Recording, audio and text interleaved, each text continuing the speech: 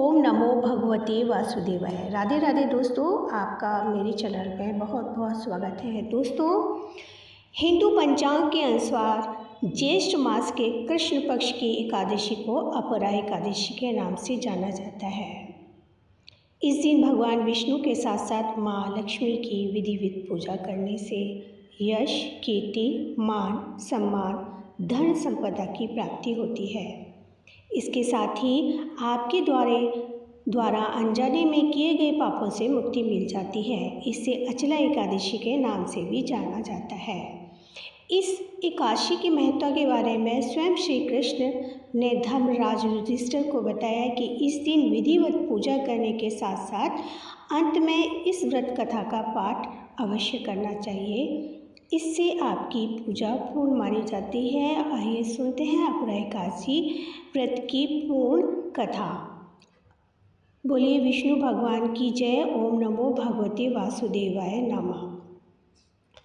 युधिष्ठिर ने श्री कृष्ण से पूछा, हे जनार्दन, ज्येष्ठ कृष्ण पक्ष में किस नाम की एकादशी होती है? मैं उसका महत्व सुनना चाहता हूँ। कृपा करके इसके बारे में मुझे बताइए।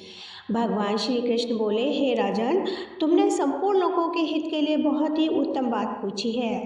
ज्येष्ठ मास के कृष्ण पक्ष में पड़ने वाली इस एकादशी का नाम अपरा है। यह बहुत पुण्य देने वाली और बड़े बड़े पातकों का नाश करने वाली मानी जाती है।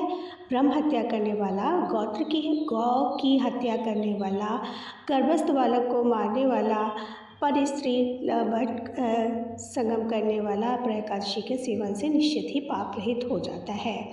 जो झूठी गवाही देता, माप तोल में धोखा देता, बिना जाने ही नक्षत्रों की गणना करता और कूटनीति से आयुर्वेद का ज्ञाता बनकर वैद्य का काम करता है, वे सब नरक के निवास करने वाले प्राणी हैं। परंतु अपरा एकादशी व्रत करने से ये सभी पाप नष्ट हो जाते हैं। अगर कोई क्षत्रिय शास्त्र धर्म का परित्याग करके युद्ध में भागता है तो यह क्षतियोचित धर्म से भ्रष्ट होने के कारण घोर नरक का गामी होता है। इसके अलावा जो शिष्य विद्या प्राप्त करके स्वयं ही गुरु की निंदा करता है, वह भी महापातकों से युक्त होकर भयंकर नरक में गिरता है। लेकिन अपरा एकादशी का व्रत रखने से वह सद्गति को प्राप्त करता है।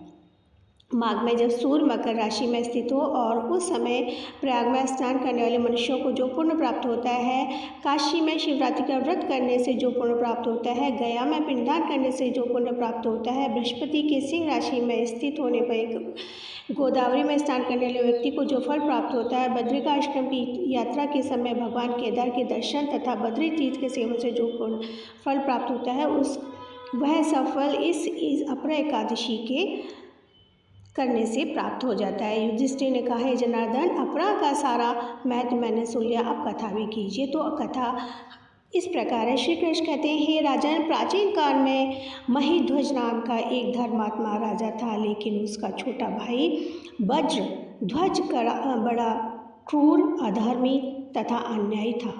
वह अपने बड़े भाई से द्वेष रखता था। इस द्वेष भाव में एक दिन रात्रि के समय छोटे भाई ने अपने बड़े भाई की हत्या कर दिया और उसकी देह को एक जंगली पीपल के नीचे गाड़ दिया। इस अकाल मृत्यु से राजा प्रेतात्मा के रूप में उसी पीपल पर रहने लगा और अनेक उत्पात करने लगा। एक दिन अचानक धौम्य नामक ऋषि उधर से गुजरे। उन्होंने प्रेत को देखा और तपोबल से उसके अतीत को जान लिया।